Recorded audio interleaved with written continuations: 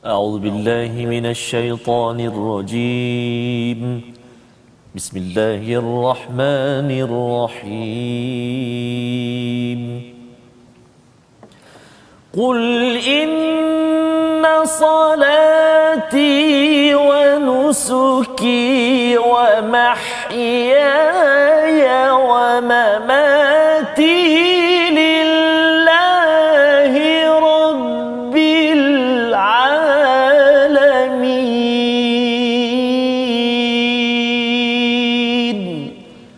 صدق الله العظيم.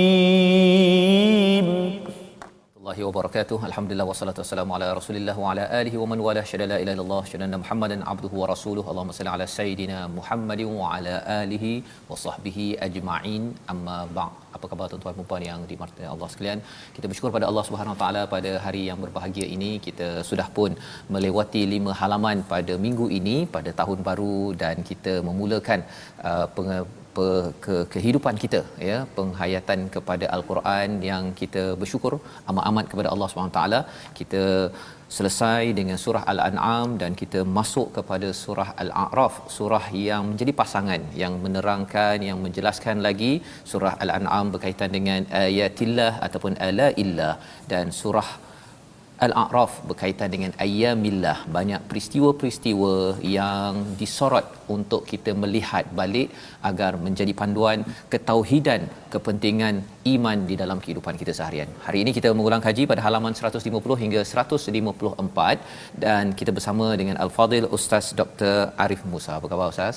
Alhamdulillah sihat. Alhamdulillah. Sihat. Setiap kali jumpa Ustaz seronok terus. Oh ya ke? Alhamdulillah. Boleh tanya soalan.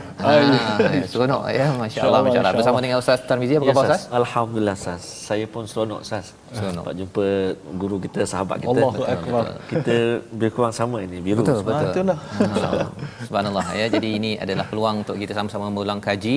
Apatah lagi kita ingin melihat gambaran luas surah Al-An'am dan surah Al-A'raf untuk sebagai ulang kaji bersama kita, dan akhirnya kita dapat mencintai kepada surah-surah yang mungkin panjang, ya, 165 ayat, dan surah Al-A'raf ini juga panjang, tetapi ia adalah surah-surah yang penting untuk kita hayati dalam kehidupan kita seharian. Mari kita sama-sama mulakan dengan doa ringkas kita, Rabbi zidni ilma.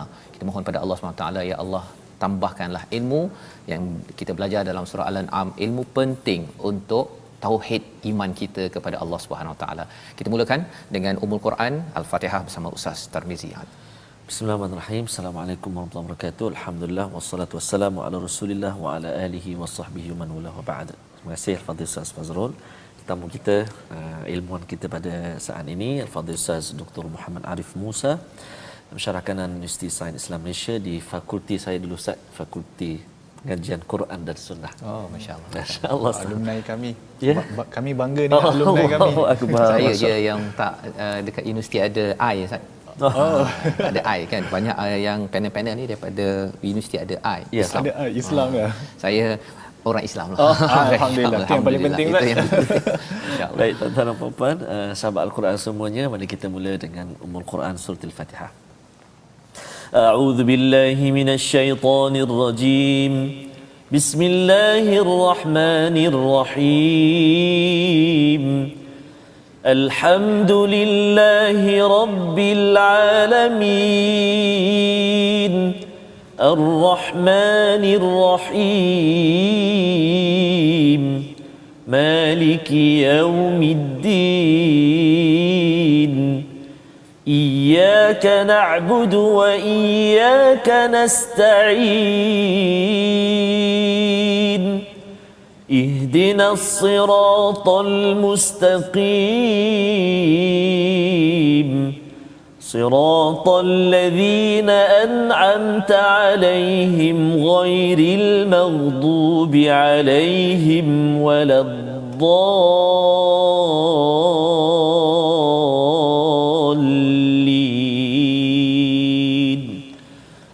آمين.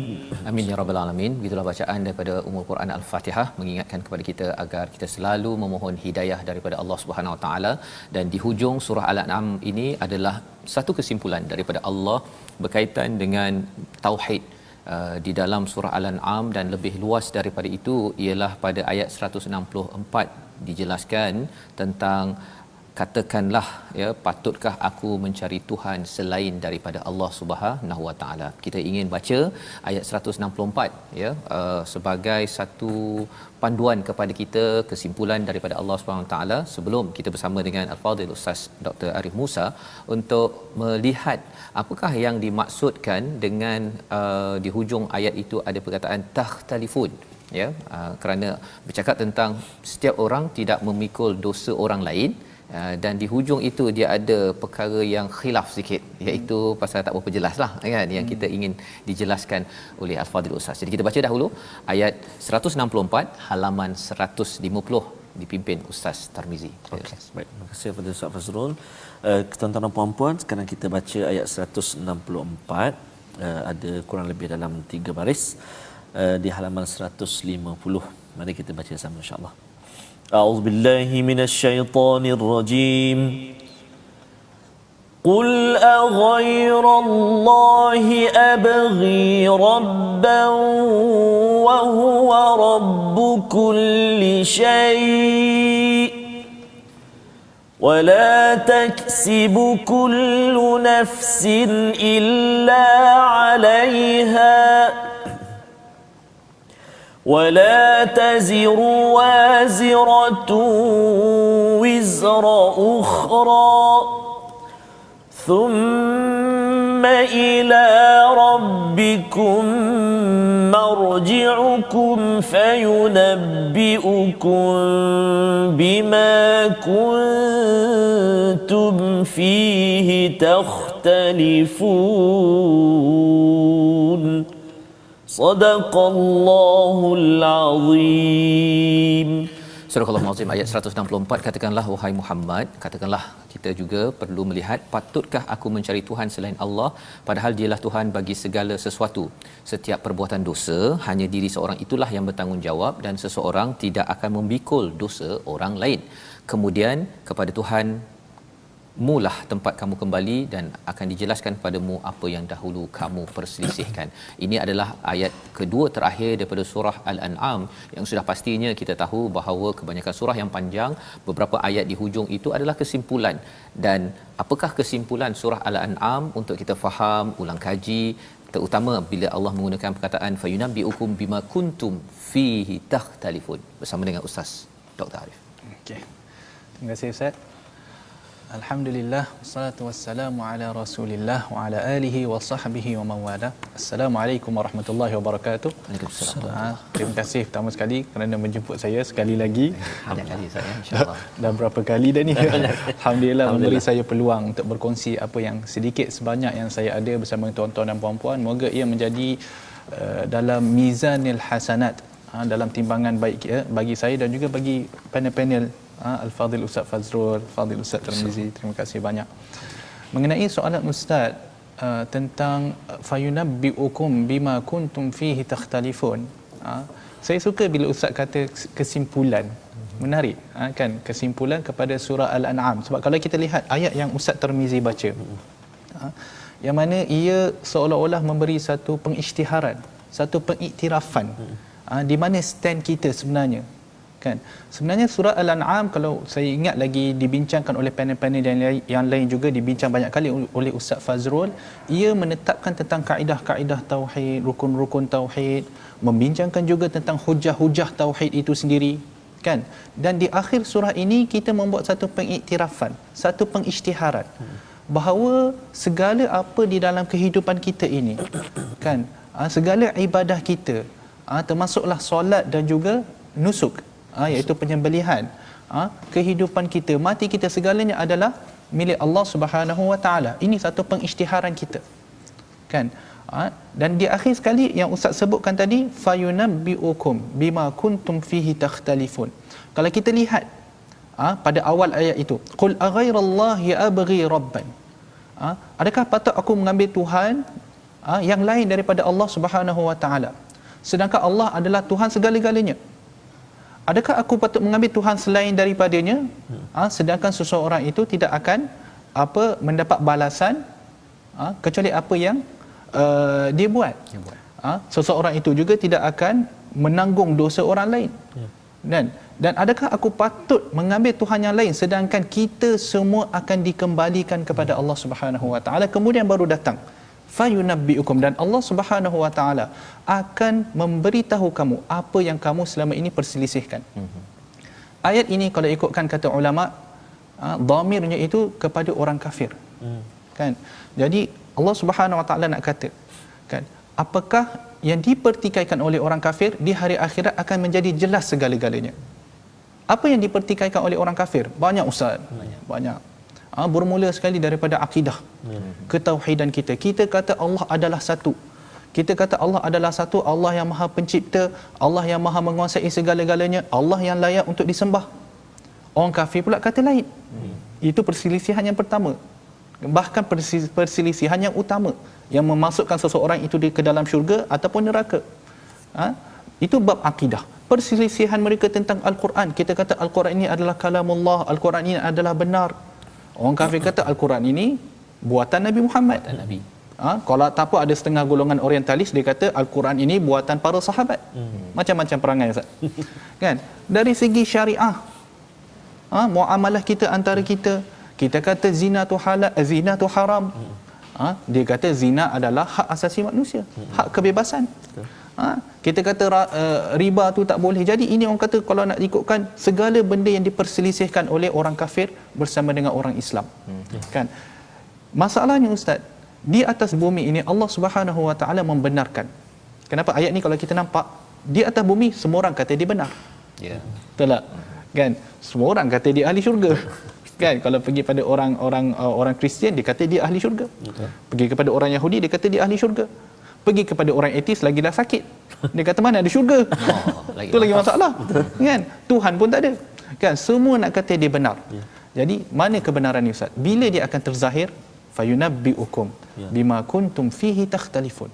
Di akhir sekali di depan Allah Subhanahu wa taala, bila kita semua berdiri depan Allah Subhanahu wa taala, baik yang mukmin, baik yang kafir, baik yang para-para nabi, baik Firaun, Qarun, semua berdiri di hadapan itu, Allah Subhanahu wa taala kata mana yang benar. Maka itu penjelasan daripada saya. Jadi itu adalah kesimpulan daripada surah Al-An'am. Maksudnya apabila dah sampai satu masa nanti ustaz ya, fayunabbiukum, kami akan beritahu, dia akan diberitahukan tentang apa yang mereka pertelingkahkan ya. Seawal ayat pertama surah Al-An'am, bila orang-orang kafir itu ya'dilun, menyamaratakan ya, Tuhan dengan makhluk sama, dia kata semua samalah ya. Yang tak samanya ialah dia rasa dia saja yang betul kan. Tetapi rupa-rupanya khilaf yang ada itu akhirnya akan dijelaskan, dan penjelasan itulah yang dinyatakan fayunabbiukum, satu berita besar ya, bukan sekadar berita kecil-kecil. Berita besar inilah dinamakan fayunabbiukum, dan tugas nabi itu membawa amba ya, membawa berita besar, salah satunya kehadiran hari pembalasan nanti untuk membuat persediaan. Jadi ini perkara penting daripada halaman 150 membuat kesimpulan kepada surah Al-An'am. Maksudnya kita mestilah buat persediaan, dan kalau perkara yang kita ada miriah, ada ragu-ragu, ada raib, kita kena jelaskan ya. Pasal apa? Pasal kita bercakap tentang iman kita, bukannya sekadar main teka-teka ustaz ya. Tak boleh main teka-teka. Baik. Jadi ini adalah penutup kepada surah Al-An'am. Kita nak bergerak kepada permulaan surah Al-A'raf, surah yang amat menarik semua surah menarik ustaz ya. Okey.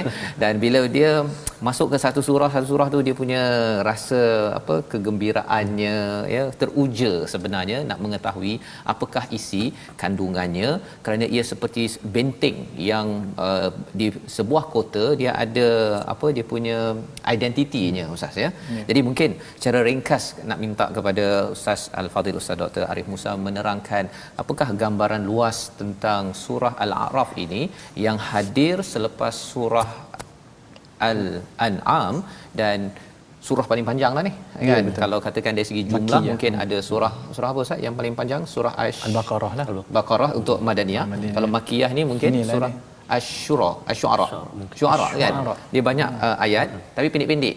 Surah Al-A'raf ini ada ayat yang panjang-panjang. Jadi apakah gambaran luasnya sebelum kita pergi lebih jauh ulang kaji kita? Silakan Ustaz. Okey. Surah Al-A'raf adalah seperti mana yang ustaz kata adalah satu sebuah surah makkiyah. Yang bermaksud dia turun sebelum hijrah lah. Kan. Jadi kalau kita lihat pada surah Al-An'am, dia menceritakan tentang yang kita sebutkan tadi, akidah, tentang rukun-rukun akidah, menceritakan tentang hujah-hujah untuk menegakkan akidah, kan. Surah Al-A'raf seperti mana surah-surah makkiyah yang lain, dia juga lebih banyak berbicara tentang akidah, Ustaz. Akidah. Ya, masih lagi, maksud dia kita masih lagi berbicara tentang akidah, dan itulah yang patut diutamakan pada ketika itu. Kerana kebanyakan orang musyrikin tidak beriman kepada Allah Subhanahu Wa Taala, maka adalah lebih utama untuk menceritakan perihal akidah di Makkah di zaman sebelum hijrah. Cuma akidah, bagaimana surah Al-A'raf ni menyentuh tentang soal akidah ini adalah daripada sudut yang berbeza. Sudut yang berbeza. Para ulama menyebut dia menyentuh tentang akidah dari sudut aspek sejarah. Dari aspek sejarah. Maksud dia menyentuh bagaimana sejarah. Sebab tu kalau kita lihat antara kisah yang terawal diceritakan selepas ini adalah kisah Nabi Adam alaihissalam. Ya, kan? Jadi kita boleh nampak bagaimana sudut akidah diceritakan melalui kisah Nabi Adam alaihissalam. Kemudian kalau kita lihat ke depan lagi akan diceritakan pula tentang kisah nabi-nabi yang lain. Semua masih lagi berkisar tentang dakwatil Islam dan juga ketuhanan, ketauhidan yang dibawa tu. Ya. Kemudian kita boleh nampak nanti di dalam surah Al-A'raf juga, bila mana menceritakan tentang Nabi Musa, dia mendetailkan cerita Nabi Musa itu dengan lebih panjang. Kerana di dalam dia ada banyak pengajaran akidah yang kita boleh dapat. Kalau kita lihat di akhir sekali, Allah Subhanahu Wa Taala menceritakan pula tentang sedikit sebanyak tentang hari kiamat. Kemudian diceritakan pula tentang syirik. Syirik. Bagaimana ia berlaku dan kenapa ia perlu dijauhkan. Dan akhir sekali Allah Subhanahu Wa Taala meletakkan tentang kepentingan kita mendengar dan juga mengikut Al-Quran. Jadi pendek kata, kalau kita lihat, kita masih lagi menceritakan tentang akidah, cuma daripada sudut yang berbeza. Ya. Dan mungkin nama surah Al-A'raf ini Ustaz, bila namanya benteng ataupun tempat yang tinggi kan antara syurga neraka tu, yang muncul pada ayat 46-47 begitu. Macam mana dia kaitannya dengan keseluruhan isi daripada surah Al-A'raf ini sendiri? Mungkin untuk memudahkan nanti, kalau surah Al-An'am tu orang ingat binatang ternakan, banyak kali ulang binatang ternakan, bahawa binatang Allah bagi suruh jadi pengangkutan, suruh disembelih makan untuk beribadah. Rupanya orang jadikan ia sebagai sumber syirik pula. Jadi dapatlah sikit gambaran menjaga tauhid. Kalau Al-A'raf ni macam mana Ustaz? Al-A'raf ni wallahu taala ala alam. Al-A'raf ni seperti yang dijelaskan oleh para ulama, ia merupakan tempat yang tinggi. Dari di atas yang memisahkan antara neraka dan syurga. Jadi kemudian diceritakan tentang Ashabul A'raf. Sebab itulah Al-A'raf, Ashabul A'raf diambil Al-A'raf itu daripada kisah itu. Jadi Ashabul A'raf ini mereka duduk di atas tebing itu, di mana mereka ni seperti mana yang dijelaskan oleh para ulama, qaumun istawat hasanatuhum wa sayyi'atuhum. Di mana mereka sama. Kebaikan sama. Kebaikan dan keburukan. Bagi saya kisah ini masih lagi menceritakan tentang ketuhanan, tentang ketauhidan, yang mana ia juga merujuk kepada benda akan berjadi pada hari kiamat. Jadi segala apa orang kata pembuktian akidah semua ni akan berlaku pada ketika itu.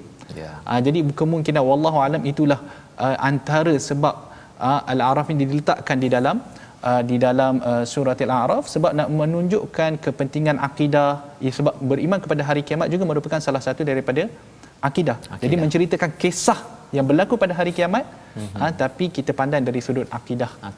Kepentingan ketauhidan itu. Lebih daripada itu ialah mungkin kita bercakap tentang, bila Ustaz cakap amalan-amalan kita ini pentingnya itu berasaskan akidah yang sejahtera, ya. Betul. Maksudnya ialah tak boleh main-main, kan. Kadang-kadang betul. Kita mungkin kita bekerja, kita hidup berkeluarga, tapi akidah itu perlu dijadikan sebagai asas tonggak. Khuatir nanti ingatkan buat baik, kan. Tapi rupa-rupanya atas pagar, kan, yang kita ingin belajar kuatkan. Dan kita nak lihat seawal daripada muka surat pertama telah dibawakan cerita bagaimana kita menguatkan iman dan akidah, tapi ada kisah yang menarik Ustaz ya, kisah sejarah Nabi Adam alaihissalam bersama dengan musuh, bukan musuh Nusantara, musuh sepanjang perjalanan kehidupan manusia, iblis. Kita nak lihat bagaimana sebenarnya kalau surah Al-Baqarah itu Allah sudah ceritakan bahawa Nabi Adam ya, kemudian iblis tidak mahu bersujud, tapi kali ini surah Al-A'raf panjang Ustaz ya. Amat detail tentang perkara ini, itu yang kita akan tengok bersama. Tapi kita baca dulu satu ayat daripada ayat yang ke-11 dahulu. Boleh Ustaz ya, kita baca satu ayat, tapi kita lihat pengajarannya selepas kita rehat nanti. Kita dengar dahulu. Baik, terima kasih Ustaz. Tuan-tuan dan puan-puan, kita di halaman 151, kita nak baca ayat yang bawah sekali, itulah ayat yang ke-11. A'udzubillahi minasyaitonir rajim. وَلَقَدْ خَلَقْنَاكُمْ ثُمَّ صَوَّرْنَاكُمْ ثُمَّ قُلْنَا لِلْمَلَائِكَةِ اسْجُدُوا لِآدَمَ فَسَجَدُوا إِلَّا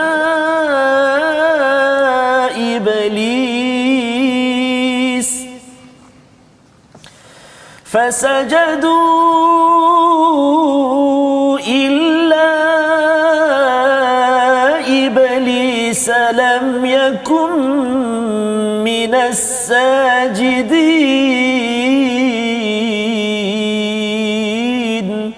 صدق الله العظيم. Dan sesungguhnya kami telah menciptakan kamu, kemudian membentuk tubuhmu, kemudian kami berfirman kepada para malaikat, bersujudlah kamu kepada Adam. Maka mereka pun bersujud kecuali iblis. Iblis tidak termasuk di antara mereka yang bersujud. Lebih kurang 7 juzuk sebelum ini, juzuk yang pertama kita berbincang tentang Adam dan iblis. Lepas dah 7 juzuk, masuk ke 8 ini muncul cerita iblis. Nanti tambah lagi 7 juzuk, pada juzuk 15 nanti iblis muncul kembali ya. Apa sebenarnya cerita ini dan apa beza dengan Al-Baqarah yang telah kita baca beberapa bulan lepas? Kita berehat sebentar, kita kembali My Quran Time, baca faham aman insya-Allah.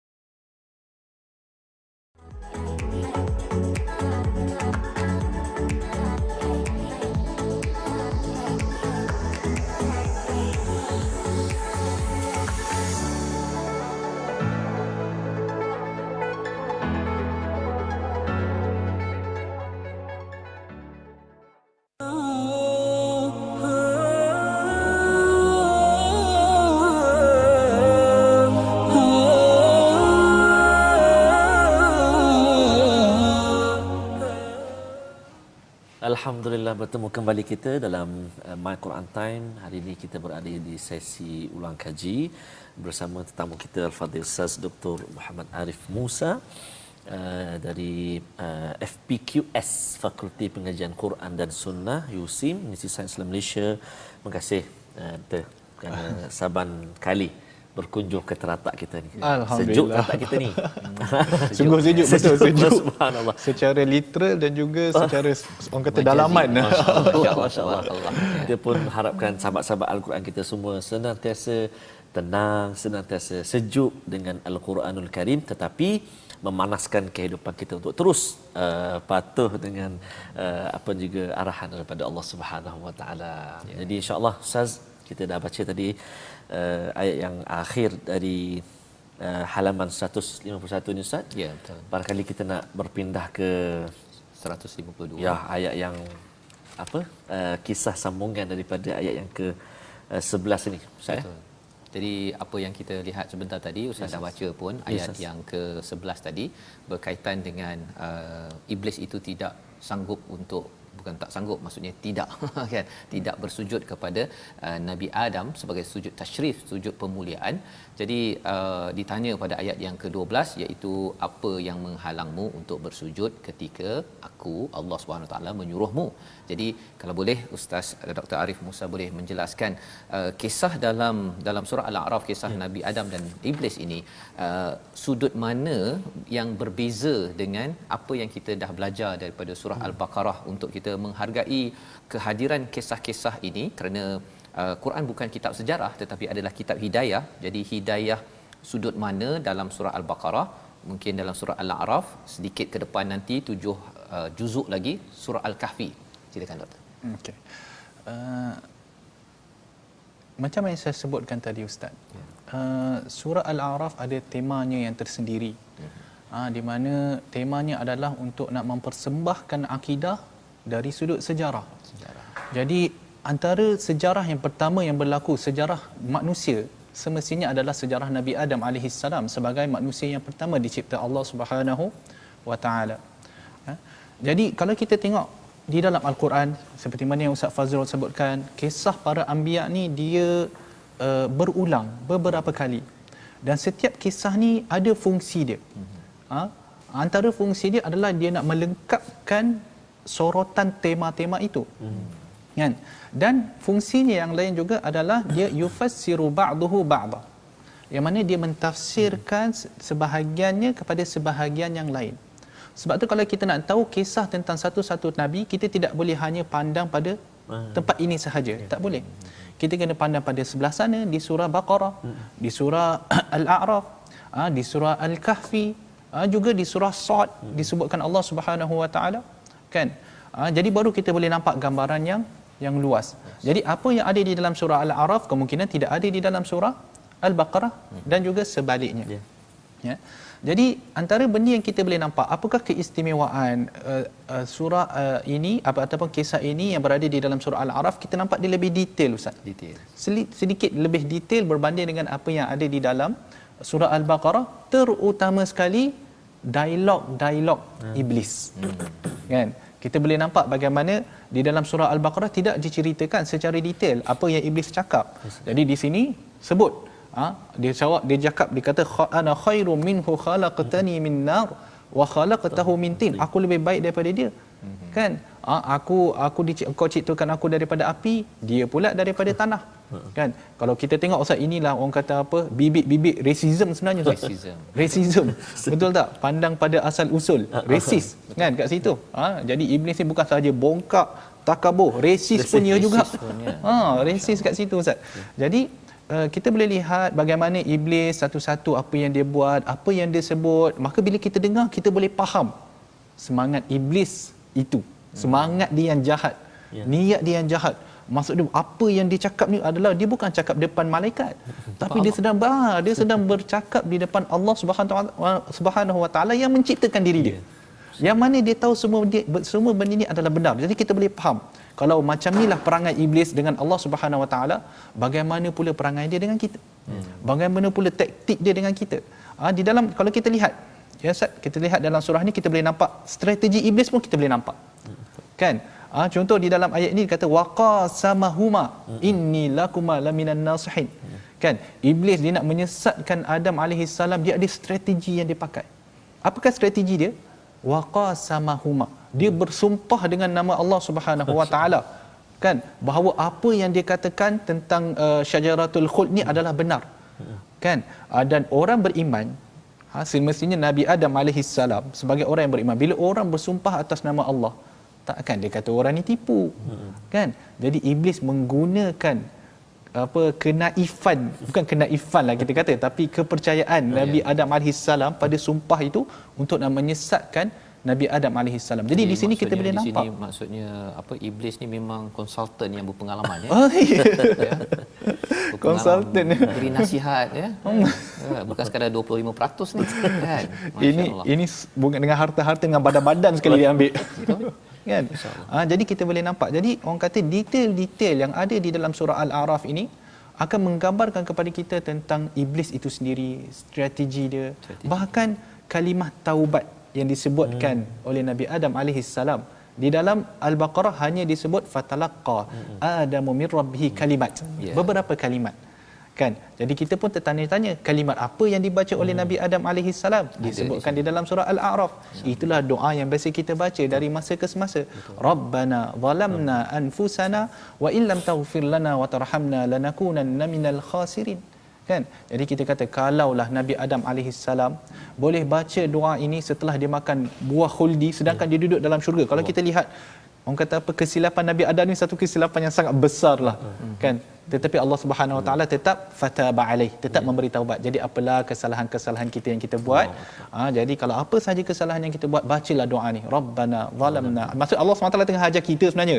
Ini doa yang Nabi Adam baca, maka doa yang sama juga kamu perlu baca. Masya-Allah. Itu pelajaran yang penting bila Ustaz nyatakan tentang doa taubat tadi tu kan.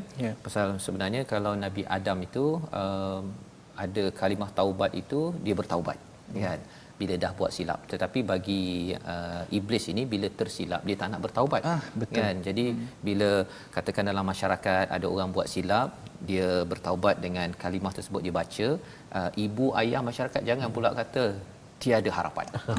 Kan? Pasal kalau tiada harapan itu khawatir dia memutus asakan orang, padahal putus asa itu adalah daripada perkataan balasa membawa kepada perkataan iblis itu sendiri, takut jadi iblis pula kan. Ketika orang nak bertaubat dia jadi iblis. Kesian itu kan. Okey, jadi itu perkara yang kita kena faham. Dan strategi syaitan iblis ini, cuma Ustaz ya, bila cakap iblis dengan syaitan ni dia bertukar-tukar kan. Iblis syaitan. Kalau dalam surah Al-Kahfi itu dinyatakan iblis ini minal jin kan, daripada kalangan jin. Syaitan dengan iblis ni apa bezanya? Iblis ni kira macam mudah yang saya faham lah, bapaknya lah tu. Bapak dia. Bapaknya. Syaitan ni kira dia dan juga anak beranak dia. Dan dia kalau pun bercakap dalam ini mungkin extend sikit lah surah An-Nas kan, minal jinnati wan nas kan. Khannas itu syaitan. Syaitan. Jadi alladhi yuwaswisu fi suduril yuwaswisu fi sudurin nas minal jinnati wan nas. Jadi khannas itu di kalangan jin, di kalangan manusia. Khannas. Yang tu saya kena rujuk balik dulu. Kena rujuk okay, itu kita melompat jauh sangat. Lompat jauh ke An-Nas 14 tak saya lagi kalau bab Al-Quran ni kita kena berjaga-jaga sikit cakap. Jadi yang tu saya kena tengok dulu. Baik. Ingatkan pasal dah was-was tu dia terus boleh lompat ke sana. Tak boleh ya. Kita patah balik. Okey. Kita nak baca kepada ayat yang ke-16 dan 17. Strategi iblis yang ada, yang disampaikan pada ayat 100 ataupun halaman 152. Kita nak baca dan kita nak faham sebenarnya daripada depan, belakang, kiri, kanan ni apa maksud sebenar-benarnya. Ayat 16-17 bersama Ustaz Tirmizi. Terima kasih Ustaz. Kita nak baca sekarang tuan-tuan ayat yang ke-16 dan 17 Ya betul. Baik. A'udzubillahi minasyaitonirrajim. قال فبما أغويتني لأقعدن لهم صراطك المستقيم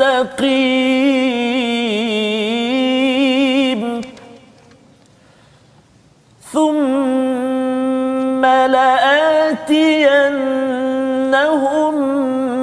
من بين أيديهم ومن خلفهم وعن أيمانهم وعن شمائلهم ولا تجد أكثرهم شاكرين.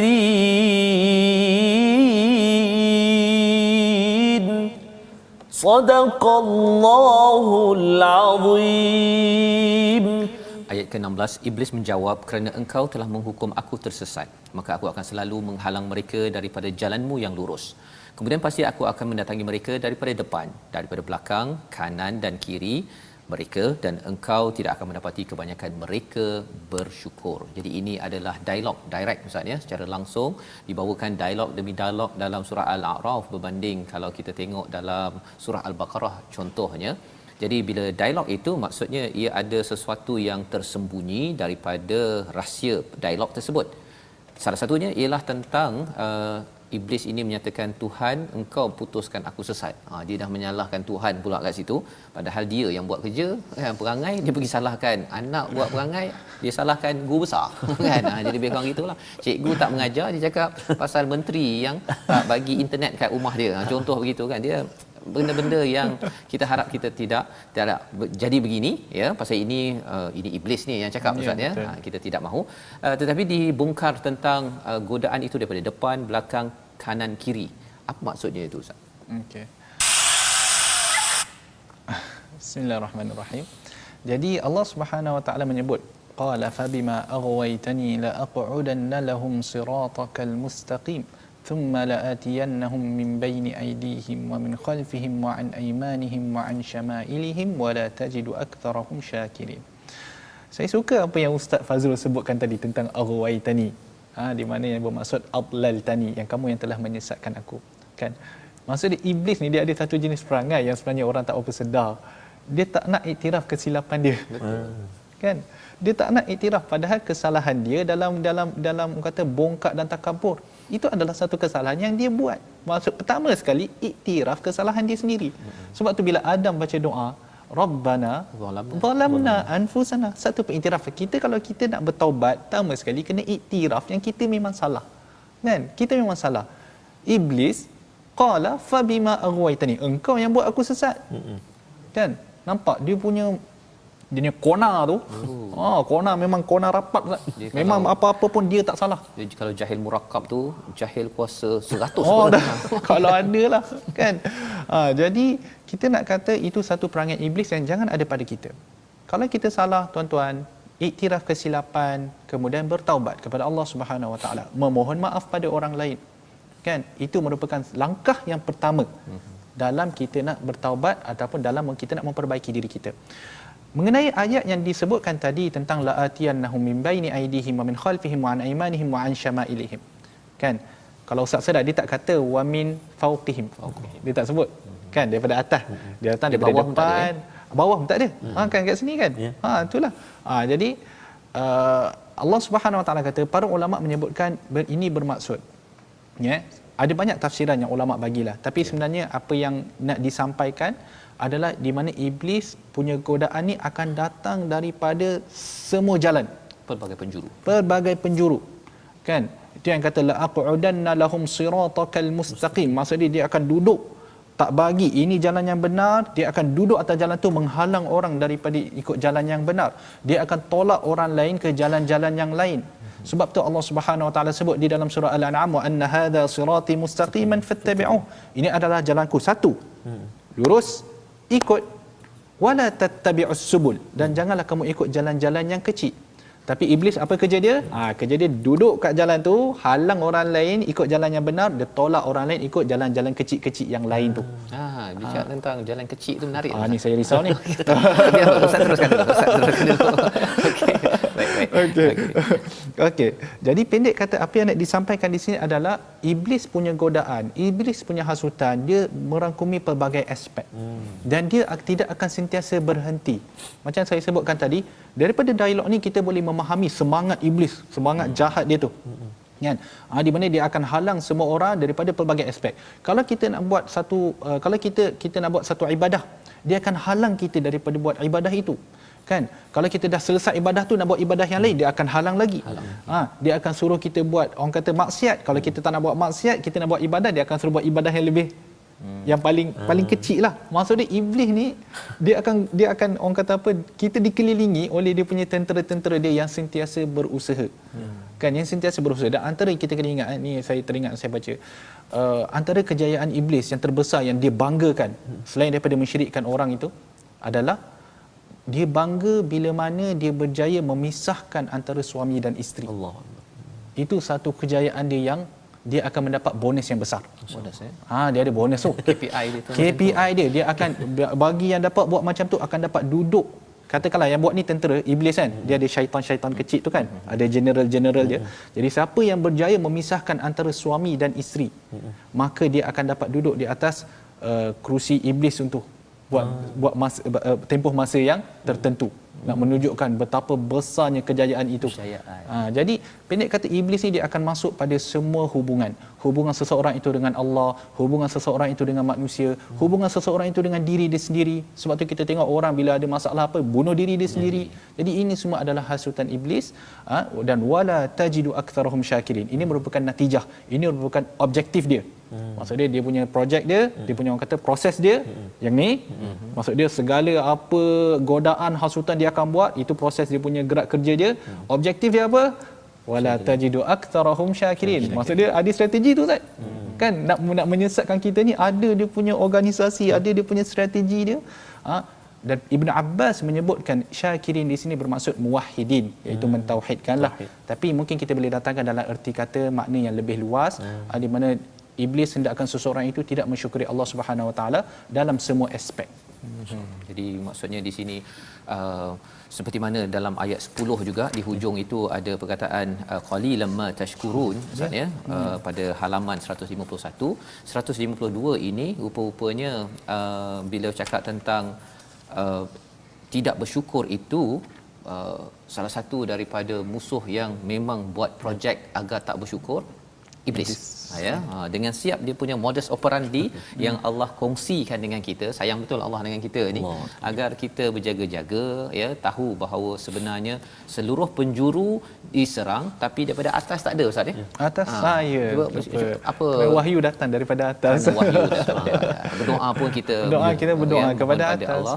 Jadi insya-Allah orang yang bersyukur, nak jadi bersyukur, kita apatah lagi bertauhidkan pada Allah, sudah tentunya berpandukan wahyu, kita baca Quran ini, kita selalu memohon berinteraksi dengan Allah, insya-Allah godaan itu tidak terkesan pun kepada kita. Baik.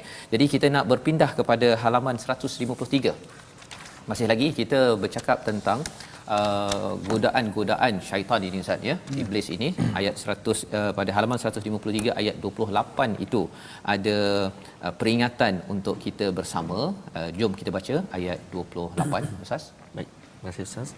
Ayat 28 kita nak baca sekarang ni di halaman 153. A'udzubillahi minasyaitonirrajim.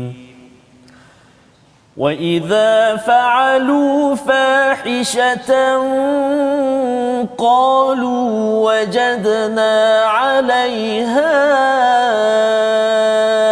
آبَاءَنَا وَاللَّهُ أَمَرَنَا بِهَا قُلْ إِنَّ اللَّهَ لَا يَأْمُرُ بِالْفَحْشَاءِ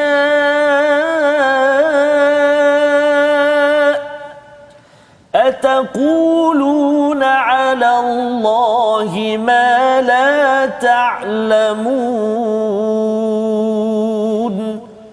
صدق الله العظيم.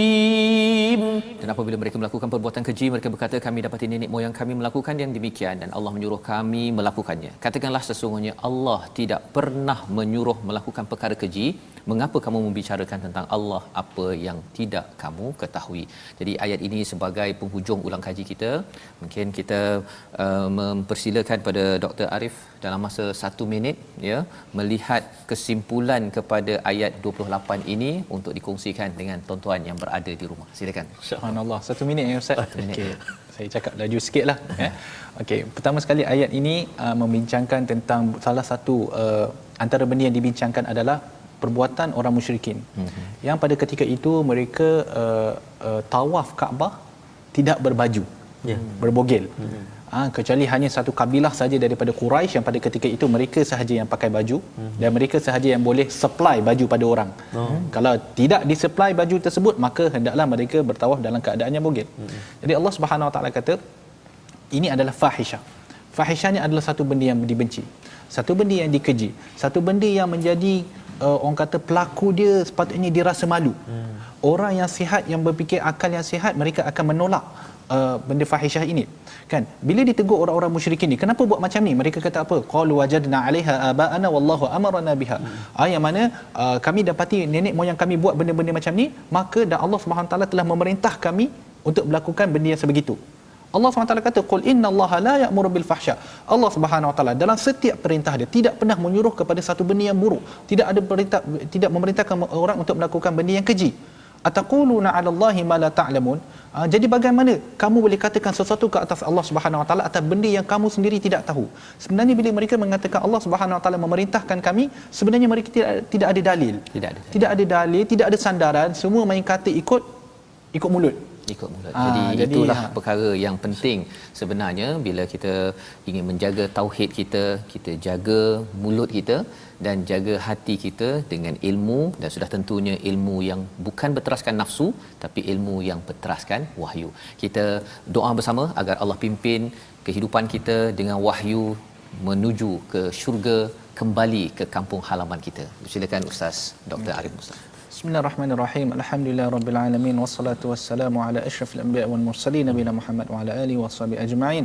Allahumma arhamna bil Qur'an waj'alhu lana imaman wa nuran wa hudan wa rahmah. Allahumma dhakkirna minhu ma nusina wa 'allimna minhu ma jahilna warzuqna tilawatahu ana al-laili wa atraf an-nahar waj'alhu lana hujjatan ya rabbal alamin.